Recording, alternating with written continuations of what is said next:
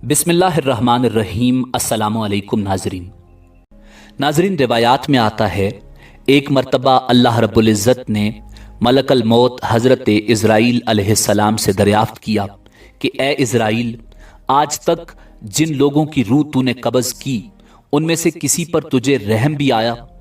Israel ने अर्ज़ किया, ए परवरदिगार आलम, तू खूब जानता है कि रूह कब्ज़ करते वक्त हमेशा मेरा दिल दुखता है, लेकिन तेरे हुक्म से सरताबी की मजाल कहाँ? खुदा ने पूछा, ये बता तुझे सबसे ज्यादा रहम किस पर आया? इलाही, एक मौत ऐसी है जो भुलाए नहीं भूलती, और वो गम ऐसा है जो तन्हाई में भी मेरे साथ रहता है।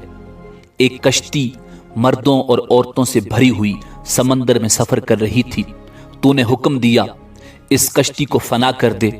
मैंने कश्ती को पाश पाश कर दिया। तूने फरमाया, सब मर्दों और औरतों की रूहें कब्ज़ कर लो, लेकिन एक औरत और उसके नौज़ायदा बच्चे को छोड़ दो। मैंने उस हुक्म की भी तामील की, सब की जानें कब्ज़ कर ली। एक बहते तख्ते पर माँ और उसका बच्चा रह गए, और फिर वो तख्ता समंदर के किनारे पर पहुंच गया। मैं उस माँ और बच्चे की जान बच जाने से बहुत खुश हुआ, लेकिन फिर तेरा हुक्म आया, ए मलकल मौत, माँ की रूह कब्ज़ कर और बच्चे को अकेला छोड़ दे। ए बारी ताला, तू खूब जानता है ये हुक्म पाकर मेरा कलेजा कांप गया था।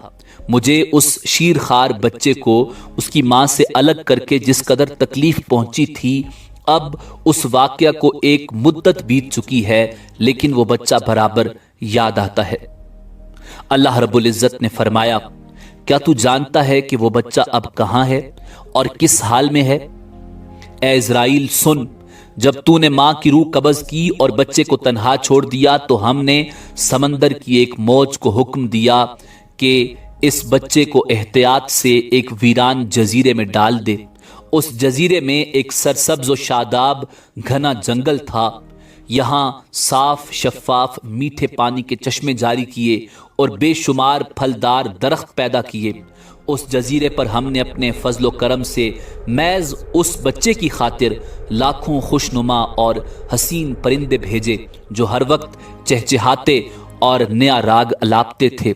हमने चंबेली के फूलों और पत्तों को हुक्म दिया कि इस बच्चे का बिस्तर तैयार करो ताकि वो उस पर आराम की नींद सोए। हमने उसे हर खौफ और ख़तरे से महफूज रखा। आफताब को हुक्म दिया कि अपनी तेज़ धूप इस पर न डालना। हवा को फरमाया, इस पर आहिस्ता चलना। बादलों को हुक्म दिया कि इस पर बारिश न बरसाना। बिजली को हिदायत की कि खबरदार, ये मेरा बंदा है, अपनी तेजी दिखाकर इसे डराना मत। उन्हीं दिनों जंगल में भेड़िए की मादा ने बच्चे दिए थे। हमने उसे हुक्म दिया कि अपने बच्चों के साथ इस इंसान के बच्चे को भी दूध पिलाओ, इसकी देखभाल करो और इसे कोई तकलीफ न पहुंचे। ए इज़राइल, उसने भी हमारे हुक्म की तामील की, यहाँ तक कि वो तन्हा और बज़ाहिर बेयार व मददगार बच्चा परवरिश पाकर खूब सेहतमंद और बहादुर हो गया। हमने उसके पाँव में कभी कांटा भी न चुभने दिया। दुनिया जहान की नेमतें उसे अता की और वो उनका शुक्र भी अदा न कर सका। और अब ए मलकल मौत, तू जानता है कि वो बच्चा कहाँ है और क्या कर रहा है? इज़राइल ने सजदा करते हुए अर्ज किया, ए परवरदिगार, तुझी को इल्म है, तू ही जानता है।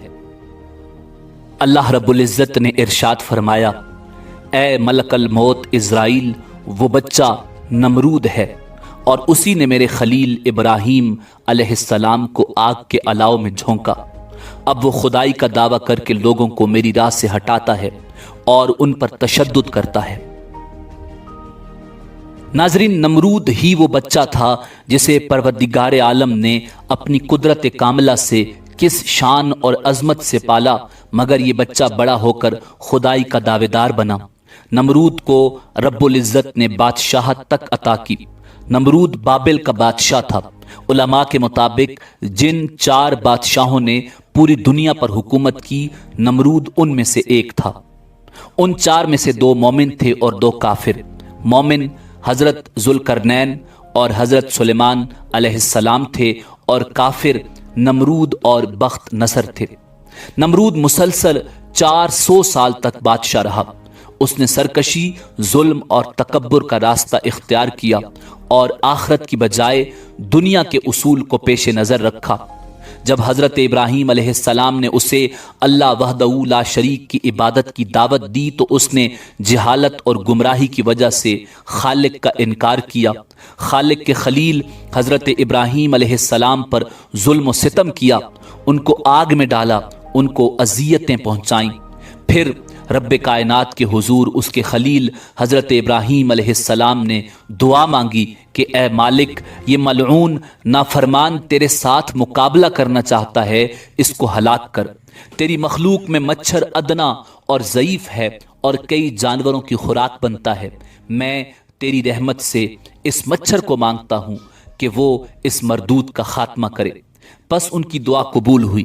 نمرود نے اپنی فوج کو میدان میں اکٹھا کیا اور حضرت ابراہیم علیہ السلام سے کہا کہ اگر تیرا خدا چاہے تو زمین کی حکومت ہم سے چھین لے، مگر اس سے پہلے میری فوج کا مقابلہ کرے۔ حضرت ابراہیم علیہ السلام نے اس سے کہا کہ مردود، دیکھ میرے خدا کی فوج آ رہی ہے۔ نمرود نے دیکھا کہ سیاہ ابر کی طرح کچھ اس کی طرف چلا آ رہا ہے۔ یہ دیکھ کر لشکر میں ہلچل مچ گئی، مچھروں کا شور پھیل گیا اور اس مردود کا سارا جوش و خروش مٹی میں مل گیا۔